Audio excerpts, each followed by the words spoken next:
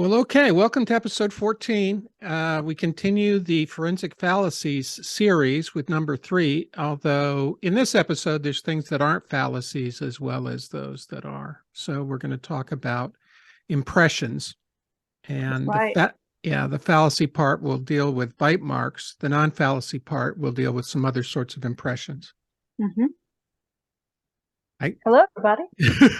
that kind of left you flat there, I see, Amanda. So That's um, okay. How you been? I'm doing great. How are you? End of the I'm semester. good. Yeah. End of the semester, uh, finishing up some things, getting ready for Iceland in Wow. a little over a week.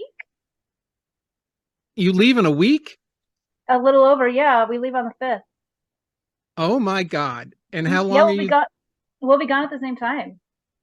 and you're gone for 3 weeks? 2. 2 weeks. Mm-hmm. And we're gone 3 weeks Mm-hmm. uh, uh And you to leave and Maine. you leave tomorrow. So yeah, we get back the same day. We get back the same time, actually. Wow. What day are you flying back? The 17th. Oh, we're coming back the 19th. Okay. Yeah. Well, And this where will do you be get to go? Tell our 7 audience members where you're going. oh, I'm going to Maine. I'll probably see half the 7 members when I'm there. Supposedly we have 17 subscribers. I don't know that Oh, I don't know that how that's possible, but I blame you. You should be requiring this in one of your classes. That's my plan for increasing subscribers. Make Amanda force her students to watch. I don't know. I mean, they probably would, but Oh, they'll do whatever you tell them to. I'm confident in. I don't know about that. I did have one student though say that I should do a podcast at one point, and I laughed at that because it seemed like such a ridiculous request. Because not from the student wasn't ridiculous, just the fact that they thought other people would want to listen to me when the people that are paying to be there don't want to listen to me Oh, necessarily. that's the way I feel about it too. That's exactly right. They pay and don't want to listen. Yeah. So, I mean, maybe because it's free, they'll listen to it. I don't know. Although But 17, I have actually had compliments from students on my lectures, mostly yeah, about how goofy they are and entertaining. So I can see that. that came from ecology, Yeah. but uh, I don't see the grad students lining up to listen to me talk past the end of a lecture period. That's for sure.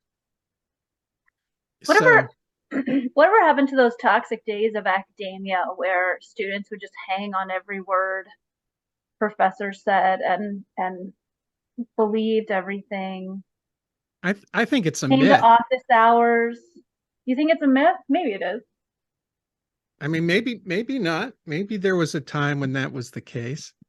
I do know I read a recent book on the history of surgery, and there certainly was a time when they would students would crowd to get into the surgical theater to watch an operation Mm-hmm.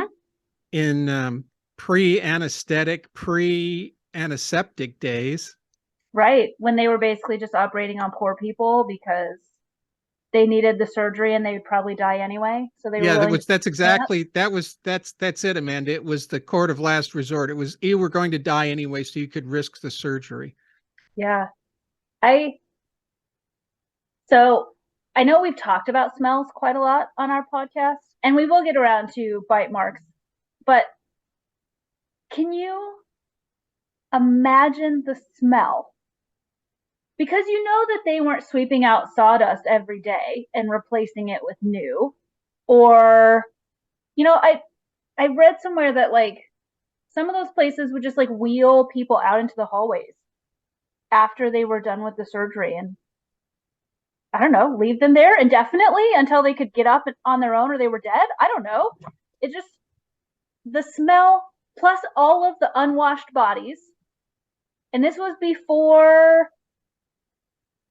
people in the medical field routinely washed their hands, right? Like that was not a common thing. So you would have people with bits of decomposing tissue on their hands and arms, on their aprons, on their shoes, on the floor beneath them. Plus, you have all these people packed into a small room. It had to have been atrocious. In this book I read, who's I'm just searching here because I can't remember the title of it, and I'll have to find and put a link. It's something with the word butcher in it, which tells you something about the history of surgery. Yeah, I think I have one too, actually. What is the name of this? It'd be funny if we're talking about the same book. Well, the book I read made comment on the horrible smell and how the students had to be able to withstand both the smell and the I'm sorry, I'm apparently not able to multi-process here. Apparently, I'm not either. I disappeared from camera view for a while. Did you figure out?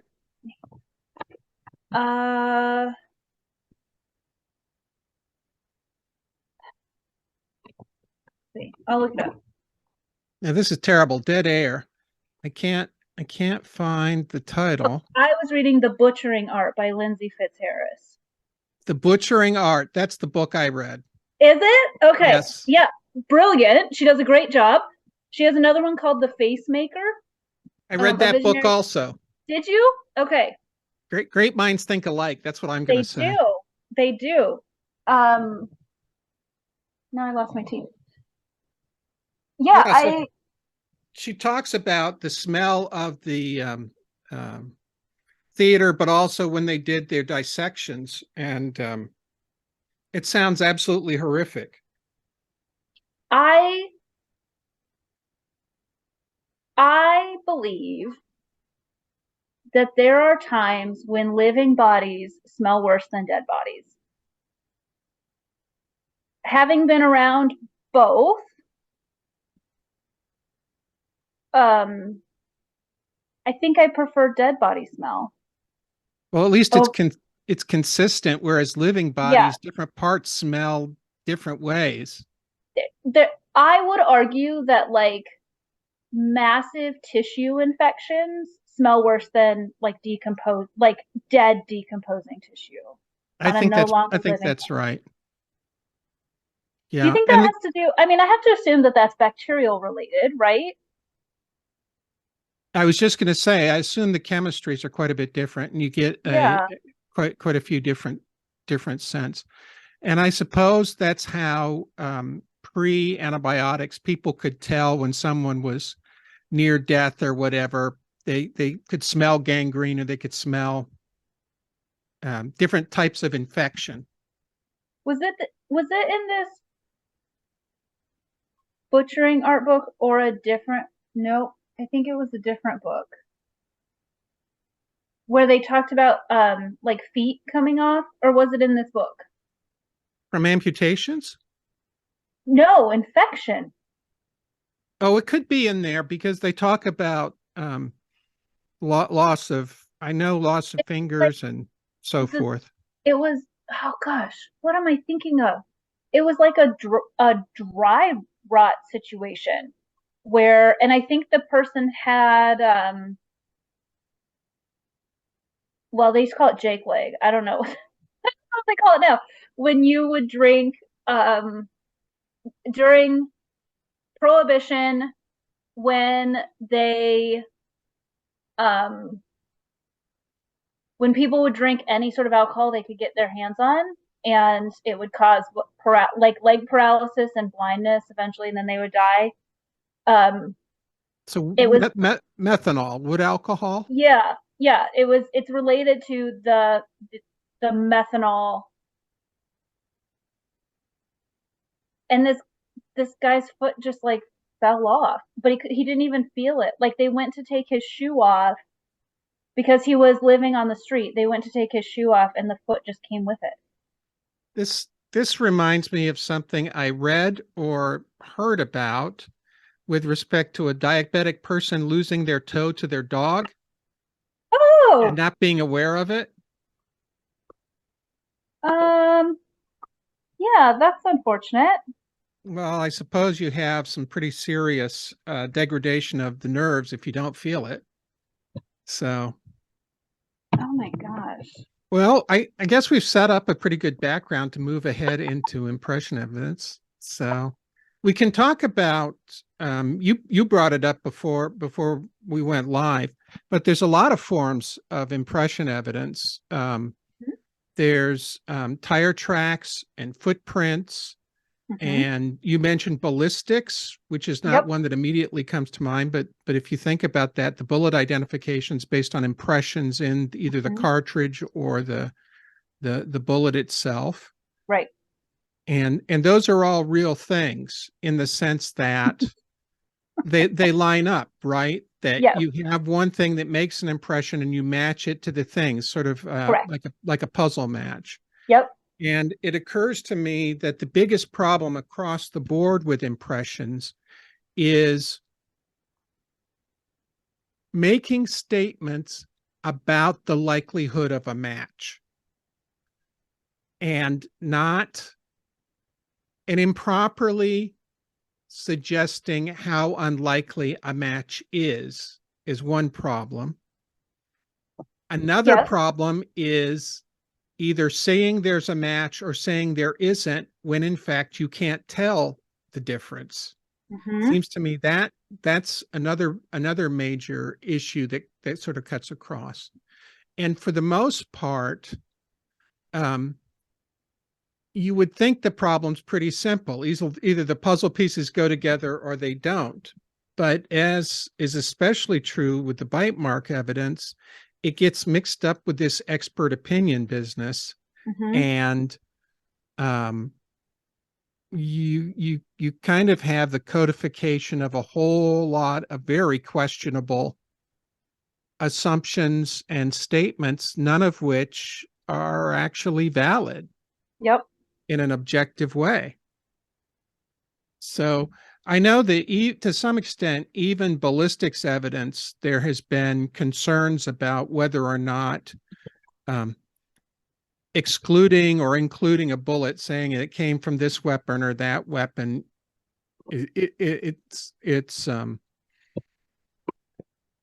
It's not as straightforward as they present on TV, nor are there always marks that are definitive. And so you kind of it's that same thing. Now that's a lot more straightforward case in most instances than other things that we're talking about. But like tire impressions, you could say the brand of tire, but unless there's something, Uniquely identifiable. yeah, Yeah. and that the medium that the impression's left in is sufficiently um, has sufficient resolution so you Mm-hmm. can see those identifiable traits. You're just able to relate something to a category, but not to a specific item. Right. And so there's some, I think those are some important general principles when it comes to the impression evidence. The problem is when this business with teeth impressions started and where that led. And the the the underlying assumptions, which really are not true, are that each of us has an individual bite mark, Mm-hmm. and that if we bite something, you can identify that bite and trace it back to the unique person who made the bite. So in general, that would be an odontologist job, right? That's That's who they're right. calling is forensic odontologists, which do have an important place. I I want let's start on a positive note.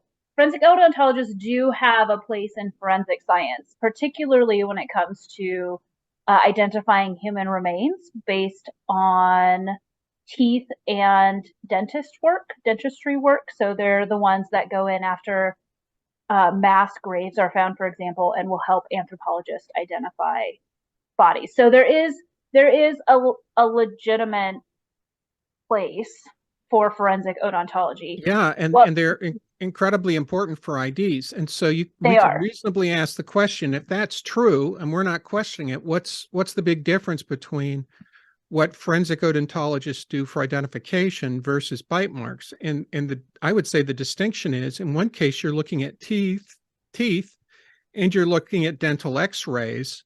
Correct. And so you're matching item to item. You're not going through some sort of intermediate step of saying, well, this was an impression or that was an impression.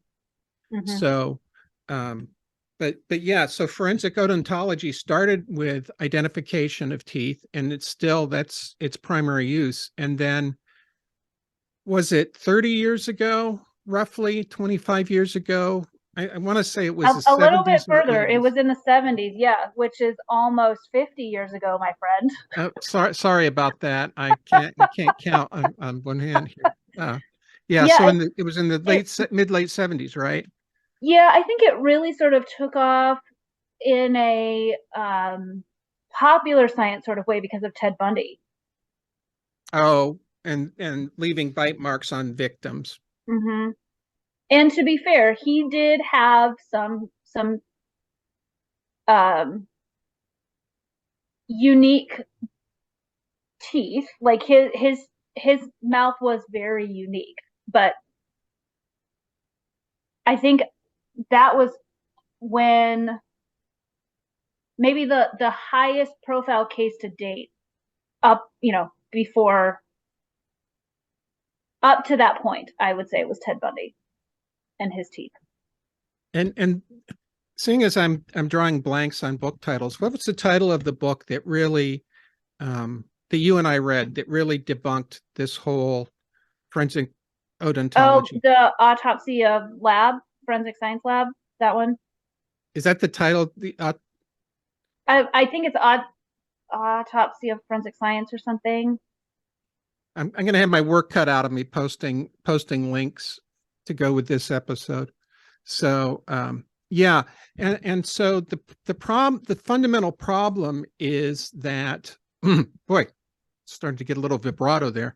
Fundamental problem is that the premise for it isn't valid.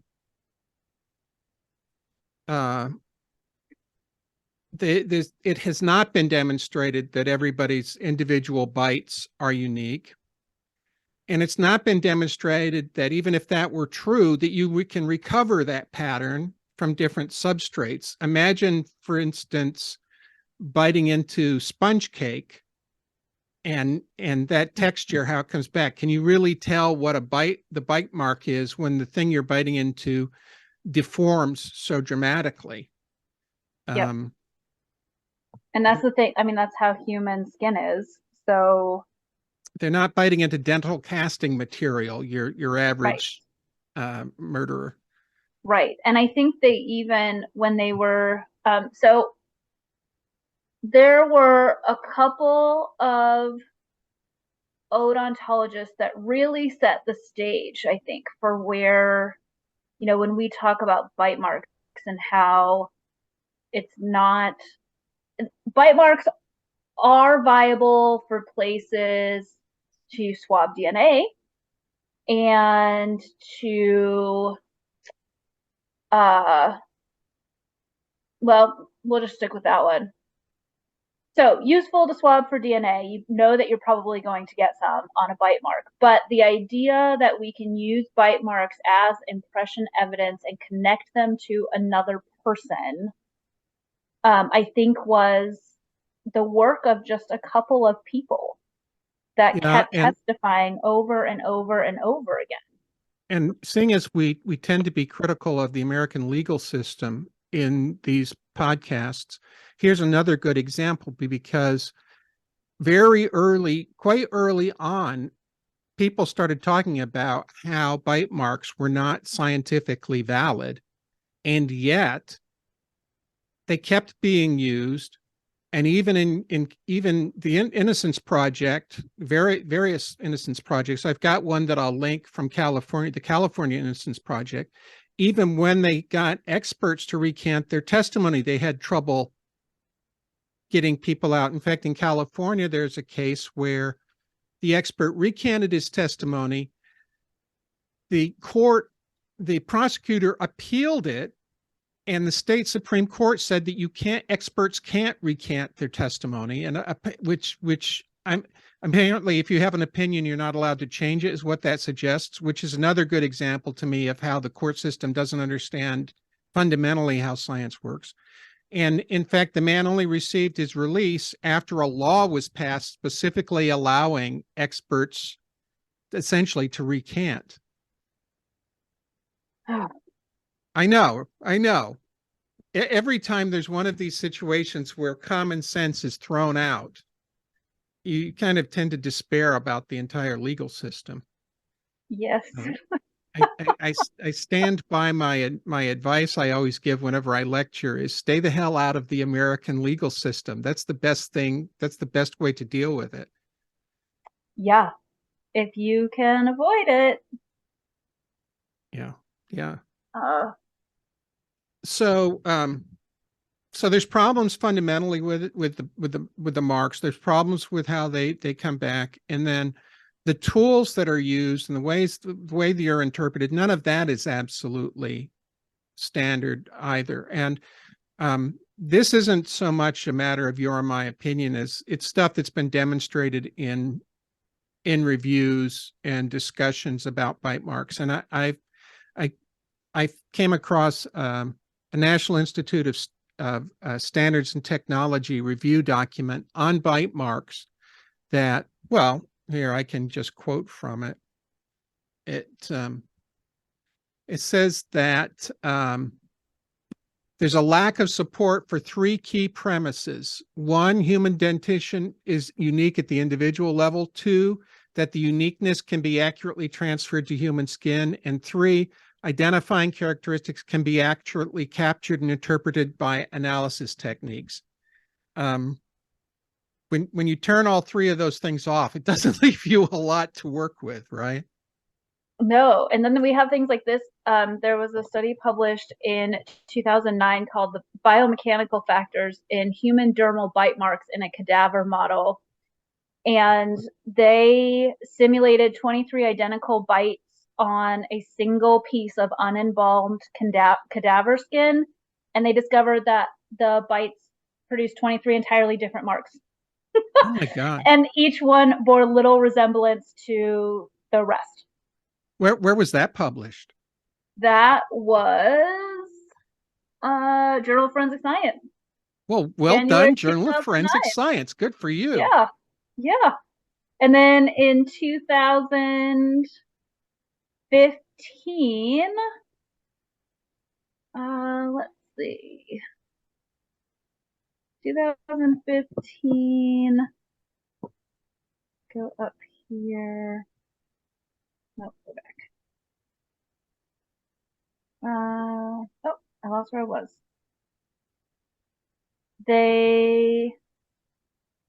So this was by the forensic odontologists have their own section in the academy, and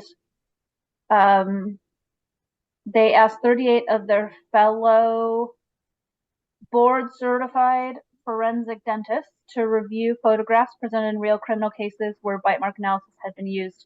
And of the 100 cases they examined, they reached unanimous agreement in only 4.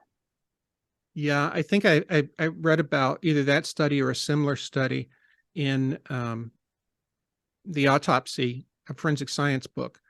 And it leads me to question, when they were certifying people for doing bite mark identification, how could they possibly do the certifications when objectively you couldn't come up with the same answers?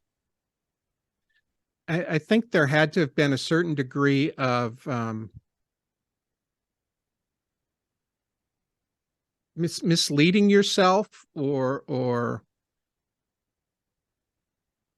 I don't quite know how to explain. I don't have an easy explanation for that. Yeah, I don't know.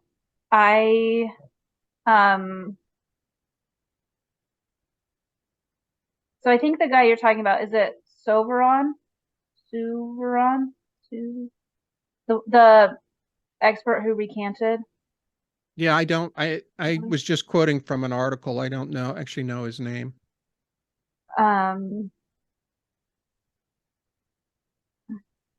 While this testimony was understood by myself and others within my field as scientifically acceptable at the time of trial, I would not give it today. As a forensic odontologist, I no longer believe the individualized teeth marks comparison testimony offered in his case was reliable or proper. I therefore renounce that testimony. The issue is that that testimony was given in the 1980s. It still was not scientifically acceptable then, even. So, I mean, I'm glad that there's people being like, yeah, we were wrong, because you should be able to do that in science. I just don't understand, like, how you were talking before, like how they got certified in the first place. Like, what at Yeah, what standard are you using when we know the yeah, technique doesn't work?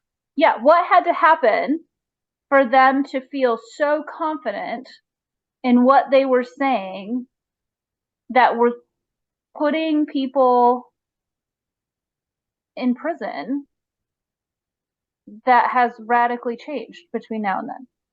Well, I can make this observation in a different arena. Given a decomposing body with maggots on it, would all forensic entomologists come up with the same oviposition date and therefore, time of death interval? And if the answer's no, well, then you would hope, or you would expect that, well, whatever the range of uncertainty, they have to overlap. Otherwise, there's something systematically wrong in the Yeah. area. And I can't think Ken Schoenly tried to do that. One student Ken had tried to do a study. Gosh, I don't remember her name. It was kind of a screwed up study because the body was near an ant hill. So the ants were feeding on the maggots, which, it was less than ideal. But it seems to me that that would be an important sort of test about the validity of a method, that you should be able to. I don't think it's realistic to expect you get the same answer, but those areas of uncertainty, whatever those are, need to overlap. Yeah. And I think when I've worked cases and I've had you or I've had somebody else independently do things, or when I've independently analyzed a case with Neil, that's what we look for.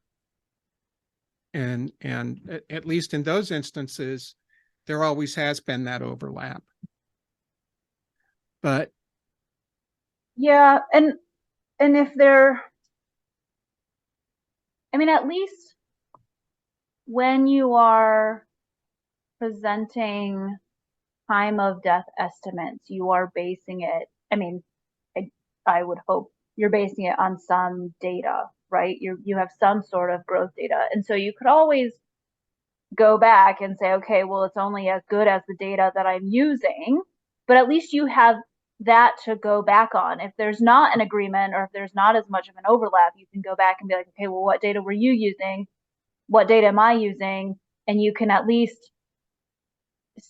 figure out where your numbers came from.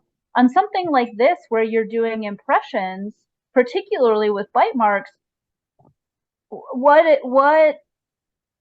is your underlying data? Like, what are you using yeah, to say? it's not like they're casting impressions and comparing impressions from a scene to actual teeth. It was photographs and measurements, or frankly, I don't know. I mean, I could say Yeah. voodoo, that might be unfair, but And I saw something where they had a bite mark impression, a photograph of a bite mark impression, and they took casts of X number of people and put all of those uh, overlays on the top, and they all matched. yeah, You which could just says it was get all, just a generic Yeah, so non-specific thing, you right? could get all of them to match in enough, if you were looking for, if you were only shown one, if you had the impression image and then the overlay of one of the bytes over the top, you could easily say, yeah, that looks like it matches to me. But then if you lay 5 more that are different and those all also look like they match, that's a much larger problem. And so I think it has to do not only with underlying data, but then also how it's being presented. So let me ask you a question I know the answer to, and that is, so in light of everything that's been done, can anybody be convicted of based on bite mark evidence today? Yes, bite mark evidence is still accepted in all 50 states. Unbelievable. Yeah, right? Mm-hmm. So we have something that we know definitively is not scientifically valid, and yet who decides? The judge. Mm-hmm. As the judge decides what's admissible, and the judge's scientific background and expertise to make that decision is nil. Right. The people listening to this podcast may have more background than a sitting judge, and so there's something wrong with this, and it's pervasive, right? It's It is. pervasive on technical questions where someone Yep. who is not qualified in any way to make a decision makes a decision, which is not to say that judges shouldn't be the ones deciding, but it is to say that there has to be a better way to accommodate science in the decision-making process. Mm-hmm. I also I find it heartbreaking and mind-boggling that we can have something like this. So let's say bite marks where they have been shown over and over and over again to not hold when it comes to people that have been sent to prison based on this evidence. And sometimes this is the only evidence that people Right. have that they're being sent to prison for. When new information comes to light, our system is set up in such a way that even though this I'm going to use the term science here in quotations, the science has been shown to not be valid, they're still in prison. There's I mean, you there are people who have been exonerated, but that's also a very long process. I mean, it takes years sometimes for Well, that there's to people who've happen. died during that process that were Yes, innocent.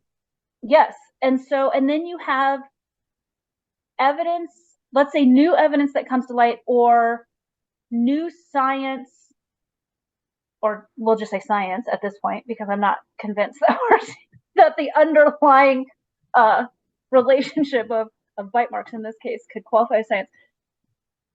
Science comes to light and says, listen, that wasn't accurate. The fact that we immediately do not look at it and say, okay, this person gets a new trial, or if this was the only evidence, they get let out. The fact that that doesn't happen blows my mind. Yeah, it says to me there's a fundamental flaw. The notion that the justice system is about justice is a fallacy. It is. I agree with you.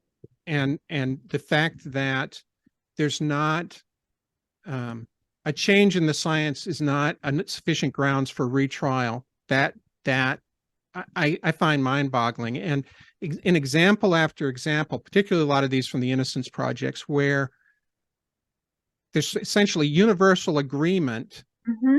that the evidence shows the person's innocent, and yet the person stays in prison because a They use prosecutor keeps they going. use they used up all their appeals. Yeah, yeah. Or like, okay, I just, yeah, I it frustrates me to no end when we talk about our justice system because it is very unjust and unjust. It's very unjust and full of injustice is what I was trying to say. Um, and there's no recourse for bad decisions. Well, I mean, to me, it speaks volumes to the need for reform. That, and is that likely to happen? I would say not, based upon everything I can see, because it's fundamentally a political process at that point. But I think that those of us in science, this is part of our obligation to society to point out when the emperor doesn't have any clothes. And I think it's especially true if in this arena, working in forensic science, I think it's really important that we should speak out about these things, and where there's opportunities to address them, such as through the Innocence Project, I think it's crucially important to do that. Yes. Well, this sounds like a pretty good place to end today's sermon. So, total bummer. Well, we said the series was forensic fallacies, Yeah. and so I think next time we'll get some forensic factualities. We'll do something that's a little more legit. So so I think the next topic that we were going to discuss was blood spatter. Okay. All right. So there may be a bit, seeing Amanda's headed to Iceland, I'm headed to Maine. Expect another gap between podcasts, but we'll be back eventually with cups full of tea and coffee. So what's that book you're using? This is my can you read it? Oh, nice. I haven't seen that one yet. Yeah, this is one of the Bones coffee mugs. This one is Highland Grog. I've heard of it. One of their brands. Yeah. Okay, goodbye, everybody. Bye, everybody.